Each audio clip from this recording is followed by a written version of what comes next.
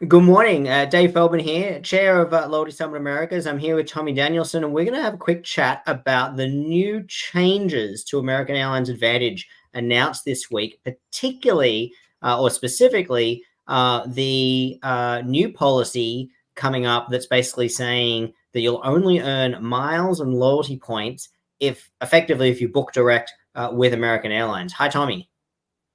Hey, Dave. Good to see you. How's Southern California treating you? Hey, it stopped raining. Yeah, here too. It was, we had 72-mile-an-hour winds when we were in Europe, so that was kind of crazy. But yeah, it is an interesting time we live in, and I thought it was an interesting subject that you wanted to talk to about. That's why I thought it was a good idea to join you. And we had a conversation back in August when American changed how they sell tickets already. I mean, this is not a new thing. Transitional. This has happened for a while, right? Already, right? Yeah, look, I mean, I think this is sort of what's going on this week. There's a lot of confusion out there this week, and the reason is because all of a sudden American has gone public to members, to frequent flyers to basically say, hey, we're making these changes. We're making these changes, and when these new changes kick in, you will no longer earn loyalty points or miles unless you book through direct channels. And of course, everybody's in a tears, and everybody's all of a sudden like, well, what's a direct channel? What's not a direct channel? I have to book through the corporate portal at work. Maybe it's Amex, maybe it's Concur, but it's not really about that. It's about who's in the background. Are they a preferred? Are they not preferred? And Americans turn around and said, well, we will let you know in April who the list of preferred booking agencies is. So there's all of a sudden everybody's in a panic about, well, I have to book through my corporate portal. Is that a preferred agency? Is that not a preferred agency? There's a lot of frustration out there. So I think there's two things going on. Number one, I think there's an assessment that could be made about whether American has communicated this well or not. I think that's an easy one. We can tackle that and just say, hey, if you had have at least published, hey, this is the initial list of preferred agencies, you probably would have avoided all of this consternation going on, because my $100 is on the table that basically says 99% of American Airlines frequent flyers are not actually going to be impacted by this, because pretty much all of the corporate agencies, regardless of who is running the ticketing in the back end of those corporate portals, are going to be fine. They're going to be included. So why American can't just come out and put those people on the list to start with would have avoided a lot of this. But what that comes down to, I think, Tommy, is that frequent flyers are panicking about this, thinking this is all about trying to force frequent flyers to book direct, and they're kind of missing the whole trick here. This is nothing to do with frequent flyers. This is all about American strategy to strong arm agencies who sell tickets for American Airlines into complying with their wish list of what they want those agencies to do and how they want them to sell tickets. Right. This is all about American strategy around their sales and distribution, which is a strategy they've been implementing and executing on for quite some time now. I mean, they basically they fired their entire corporate sales organization and basically said, we just want to deal directly with the customer. We want to do a lot less managed corporate travel deals. And we want to go after agencies selling our tickets and basically strong arm them into selling the way we want them to sell them. Right. That's what this is all about. And they're using Advantage members and frequent flyers as the stick to threaten agencies to basically say, if you don't comply with our sales wishes, our distribution wishes, then we'll tell all of our members that they can't book with you. That's basically what they're doing here, but they're using the Advantage frequent flyers as, I guess, as bait, if you will, without telling them the whole story. So there's a lot of confusion out there. Yeah, I think that it all comes down to NDC, and then which means that the new distribution capability is what this portal was, and it's actually almost a year ago since they started to force online booking. So, for example, the way I found out about this was that I like to book through American Express Travel to get my points back for the. So if there is a sweet spot on domestic travel where I purchase a first class ticket, short haul within the U.S. for say $350, which means 35,000 Amex points that I have to use in order to get my money back for that. But when you have the platinum card, business card from American Express, you get a discount of 35%. So it's not 35,000. It is 22,850 or whatever the math is on that. So I logged on to do it, and I saw that, wait a minute, American Airlines are, the prices are not matching on the website at all. And it was, and the difference, the fare difference was, I was flying from Dallas Fort Worth to Atlanta, and the ticket was $300. So that's a no-brainer right there. It's 18,000 miles to get, it counts as a first class ticket, but you're using your Amex mile points to get your stuff back for that. And it was the only fare I could find, the $299 ticket that was available on American Airlines website, and also on some third-party website like Priceline. I could find it there, but on American Express's platform, it was the only fare was full fare, $800. So that was the first push. And then I Googled around a little bit. I had a conversation with Gary Leff, a dear friend of mine who writes The View from the Wing. So we had a little bit of chat about that. And I'll show you and then I, saw this article about that was written by Brett, the cranky flyer, which, he's lives about 25 minutes away from your house, and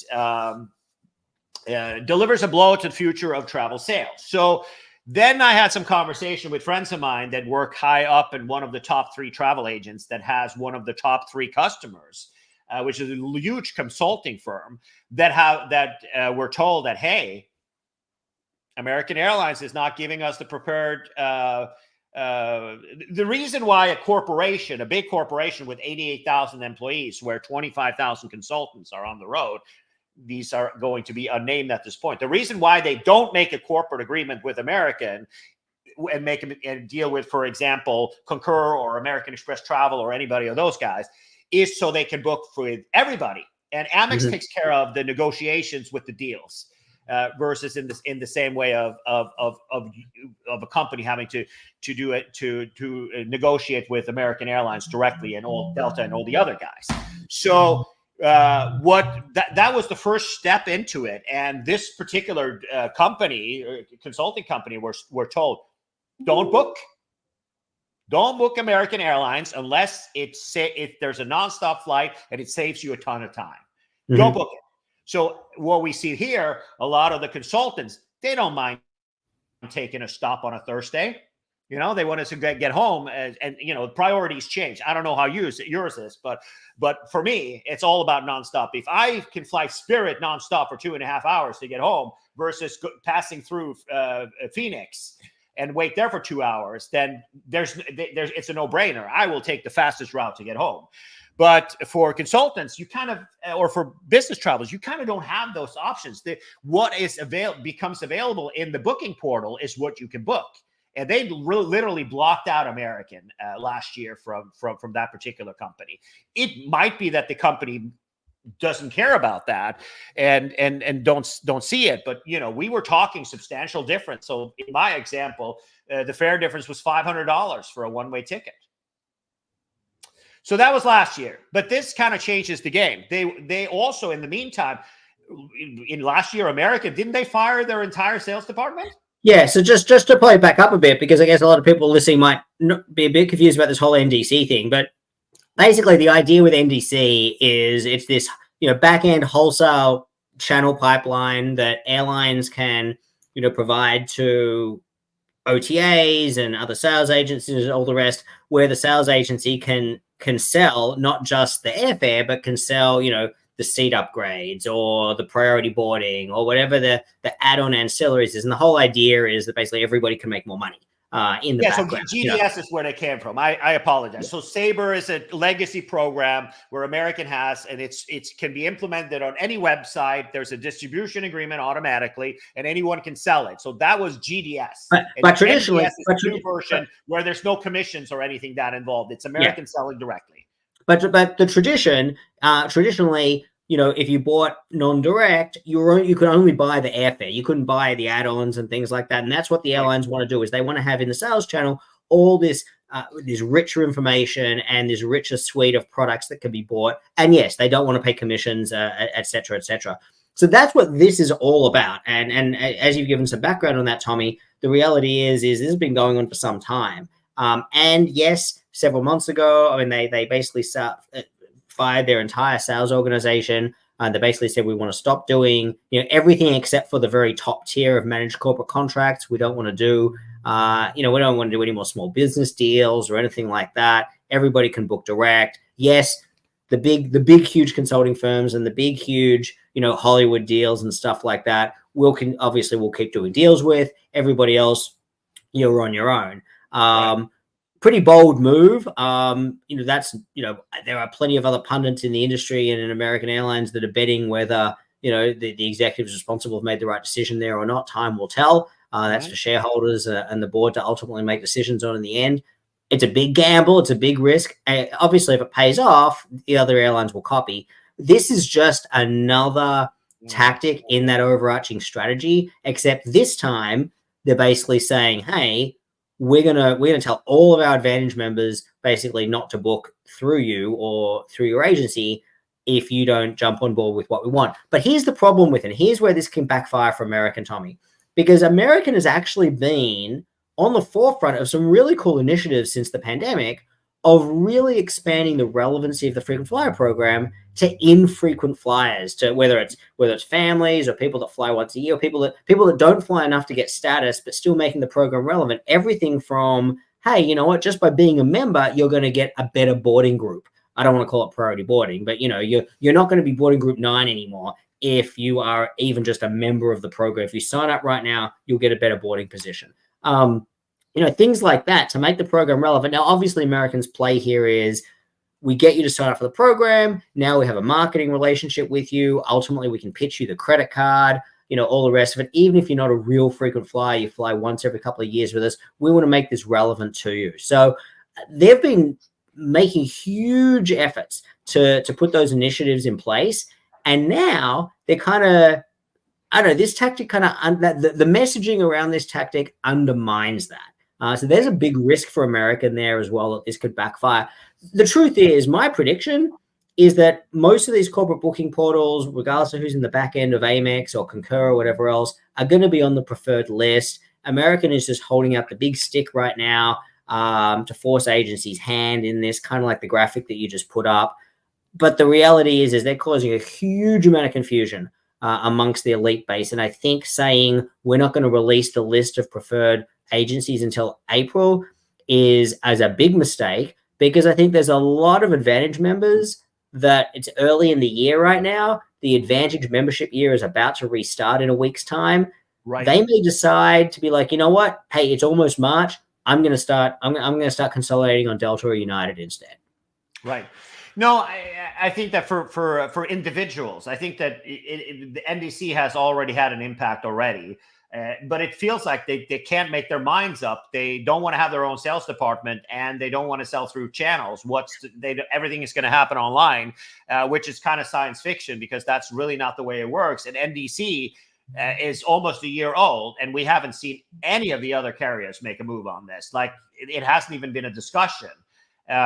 Because I would assume Delta will not do it, because Delta is in really close in with American Express. So American Express travel will, I don't see that happening anytime soon. The other stuff that we're seeing also is like you said, the American elite is not the American elite. We have a lot of these Facebook groups out there where we can see how that has changed dramatically, and how easy it is with very simple moves to get loyalty points, which is the way you earn status with American, and how you get up on the list. I just got into it with this funny bone guy that spent $2 million on the Advantage credit card. He runs some sort of a business, and he got 2 point something million loyalty points, which is galactically stupid, because you are literally giving up millions of miles opportunity that you could have earned on much more lucrative currencies. and flexible currency than just earning American Airlines miles. And it's funny, like when we go to Cancun twice a year, we're always on top of the upgrade list. And it's like, yeah, and you also lost 5-6 million American Airline or American membership rewards points or Chase Ultimate Rewards point because you're a retard. I mean, that's absolutely ridiculous. And it is working, like you're saying. It's absolutely true. They've been able to play a mind game that's actually working to get crazy high spend on people who own businesses who earns 1x on these horribly earning credit cards. But for those people, they're happy. And American has played it really, really well. So they're super happy.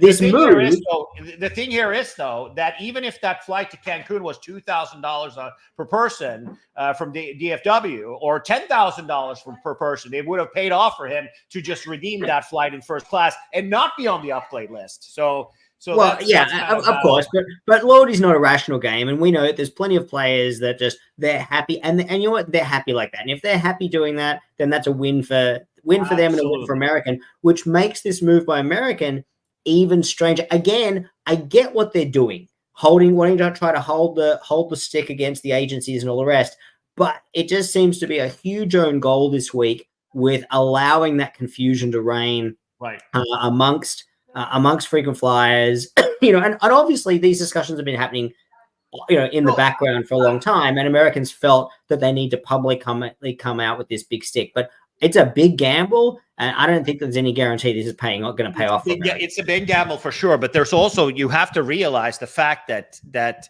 in the last quarter of last year, they made, out of a $16 billion revenue, they made $15 million profit, which is 0 point nothing, right, percentage of their revenue.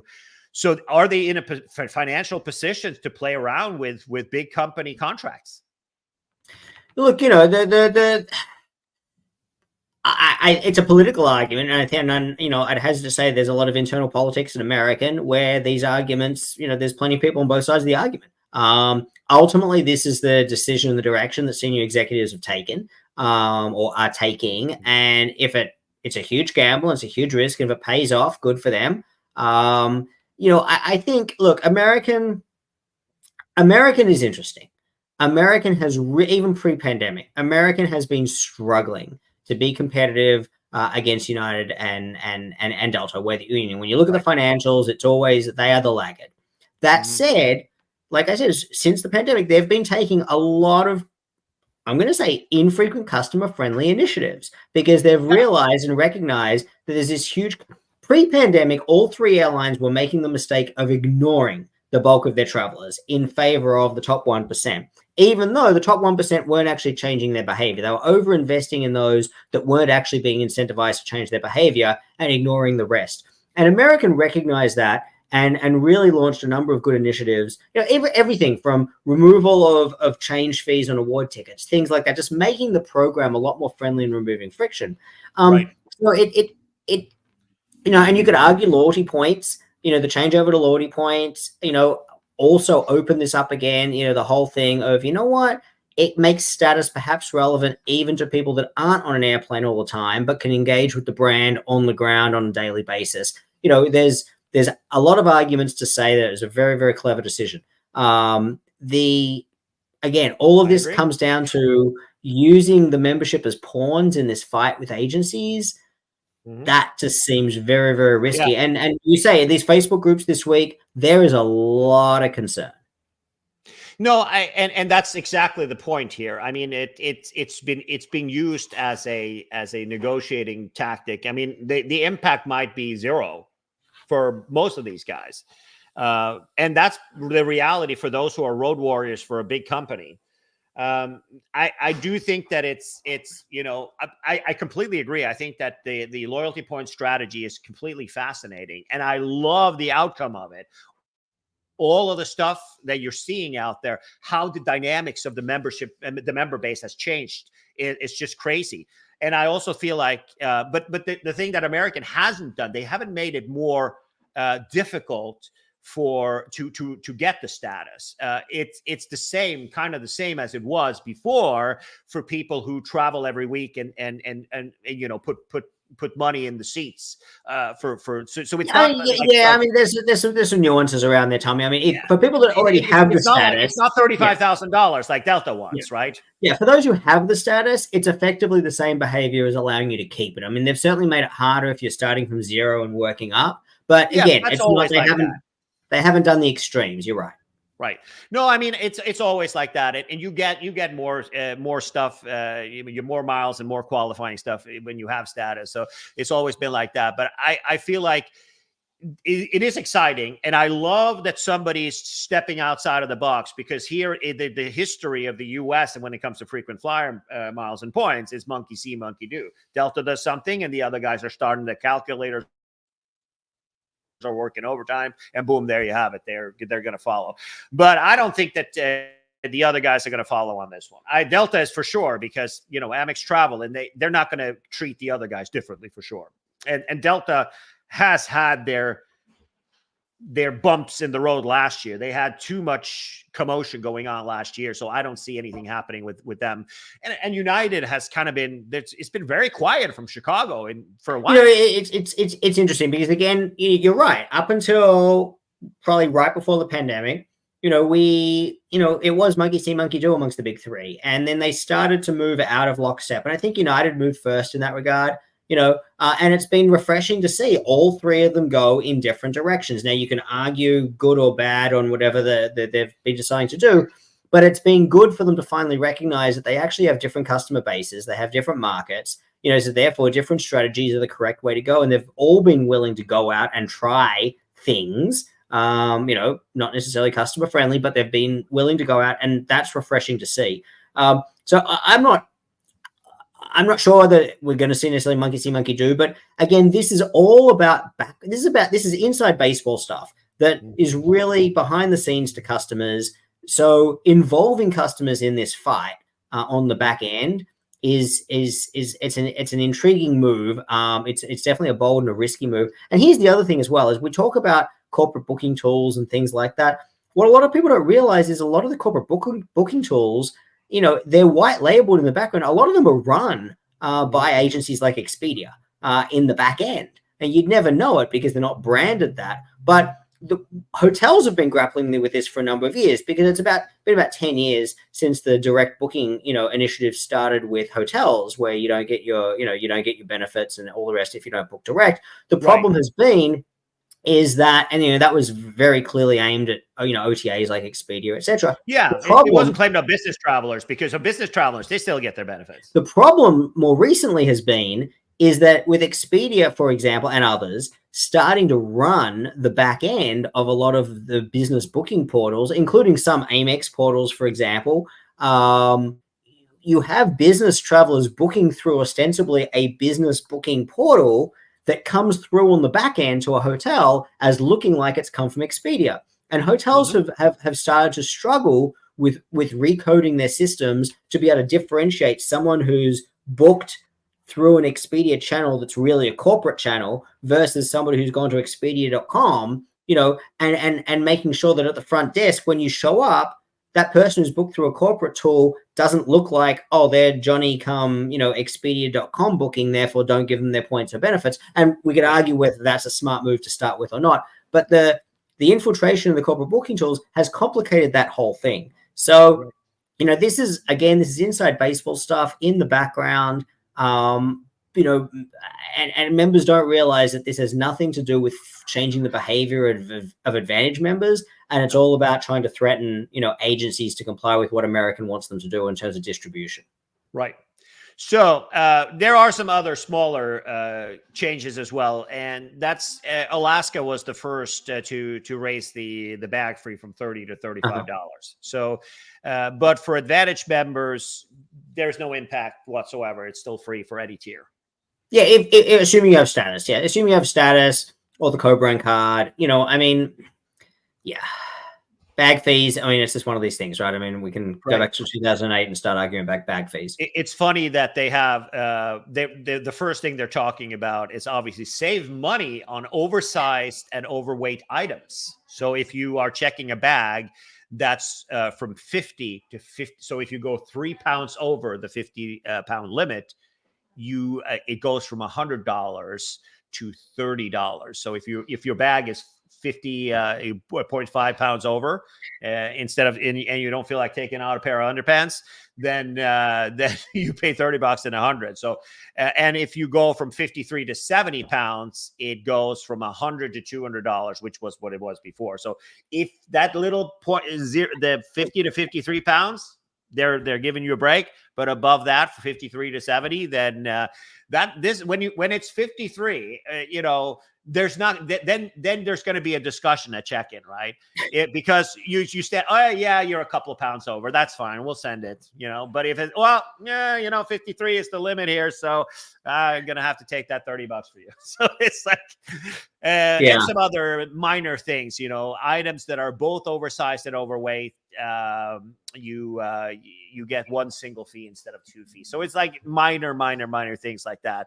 And and also transferring miles from one account to another. Transfer costs have now gone. The fee that they charge to transfer the miles is now 66% less than what it used to be. And other that one's a big one. It is for sure. Yeah, and I mean, look, this has been something that's unique with the US programs. So everyone else in the world is very strange, because elsewhere in the world, there's either household pooling, or there's free transfers amongst family members, or maybe perhaps limited to X number of times per year. This whole thing of effectively buying points to transfer them to a family member has been a US, really a US construct, and been prohibitively expensive. The fact that, and the truth is that we'd like to think that nobody takes advantage of it. Some people do. They do make money from it. American has recognized that, selling the miles twice at full price is basically taking the piss. And they've worked out that, we can have some good optics here and probably actually increase the pooling and the take up of the gifting product by reducing the cost. So it may end up being that they actually make more money from this. But remember, these miles have already been either purchased or legitimately earned or issued. Right. And in most cases, they're not earned on the plane. So they've been earned through the credit card, which has paid American for them. So American has already made money from the issuance of these miles initially. And then they're making money again when you transfer them, like, between family members. So, yes, this is a customer-friendly move, but not as customer-friendly as it should be, which should be, for some mechanism for household pooling or free family transfers, within some limits to prevent gaming and fraud. Right. All right. So let's go through the other ones that they have. You will later this year, you will able to use miles to pay for Wi-Fi on select flights. Members can redeem miles for upgrades with select airline partners in 2024. Which is kind of like the Star Alliance Awards that has existed for about 25 years. So it has to be a specific booking class has to be available in order to you to book. It's going to be irrelevant to most people to be actually utilize these. Yeah. So the way that it works is, so on United or on Lufthansa, which is where it's used most relevantly for 20 years, it's been like that. If you are booked in J, or if you're booked in Z, or if any of the two promotional ones. So Zulu is a promotional one, and J is a promotional business class. You cannot upgrade. It has to be either C or D class. So those are so crazy expensive. You never, the only time you'll ever get booked into those booking classes is when rebooking agents will rebook you, and C class is only available for that flight. You might get lucky and you might get lucky and get plopped into one of them, but usually by that point it's at the last minute anyway, so you wouldn't be able to take advantage of. Well, I actually did once. So I was going I was flying from Chicago to Frankfurt, and my flight got canceled, and I had to wait till the next day, and they rebooked me into full C class, and I used a system-wide upgrade to get the first class on Lufthansa. That's the only time and we're talking 250 flights a year for 25 years for me, right? So it happens, but it's not going to be irrelevant for anybody. Then you have that's it, Tommy. I think it's important to say any new incremental benefit is good for customers. So yes, there might be restrictions which make it very difficult to use for 95% of people, but anything additional with nothing being taken away, we should celebrate it. Right. And also, and bear in mind, all of these things are for members only, right? You have to be a member of the, just a member of the frequent flyer program advantage. You can cancel basic economy tickets. That's also kind of a big deal. It went into the big black hole. If you have to, for some reason, cancel, it's not changeable. It's non-refundable. So that's the way that one went. That's the way it used to be. Now, members can cancel non-refundable basic economy tickets and receive partial trip credit for a fee. So they're sneaking in a change fee type of situation, and it also says partial trip credit for a fee. So it doesn't say you have to, as an Advantage member, and you have to have an Advantage account is kind of the gig for that. Same day standby beginning March 1st. Member can stand by for members. Again, you have to be a member of their program. You can stand by for an earlier domestic flight free of charge. And extended trip credit beginning in March 11th. Members can enjoy 6 more months to use their trip credit than non-members when canceling travel online. So those are and here's the most important part of the changes. I apologize. This is a really big one. American also is reducing the oversized limit to 150 linear inches. So javelins, pole vaults, or hang gliders are not permitted to check in from April 17th. There you have it. Considering my performance at javelin in high school, I don't miss the ability to the short Jewish guy from Melbourne. He needs a little bit of a longer stick than 115 linear inches, right? Look, here's the interesting thing about all those things we just went through. All the incremental benefits. Again, it goes to what we were saying earlier, that American has actually been doing some good things or interesting tactics in terms of incentivizing you to be a member of the program. Brilliant. You get a better deal being an Advantage member than being a non-Advantage member, even if you fly once every 5 years. You should join for free, have your membership number in the booking. You get treated better. You're going to get better allowances than if you're not a member. It's as simple as that. So which makes a lot of sense. All of it makes sense, and you can see where they're going with it. So again, it adds more weight to this argument about why antagonize or risk undermining all of those other initiatives. No, the other stuff is just to scare people who are business travelers. I think that's kind of a bad idea. They should just come out with the facts when we're ready to go. They shouldn't do that a week before the qualification year ends. I think that's they should have either held up. They should have either released an initial list of preferred agencies or held off on the public side of this announcement until they had an initial list of preferred agencies. Hang on for just a sec. You keep talking. I'll be ready. Okay. Yeah.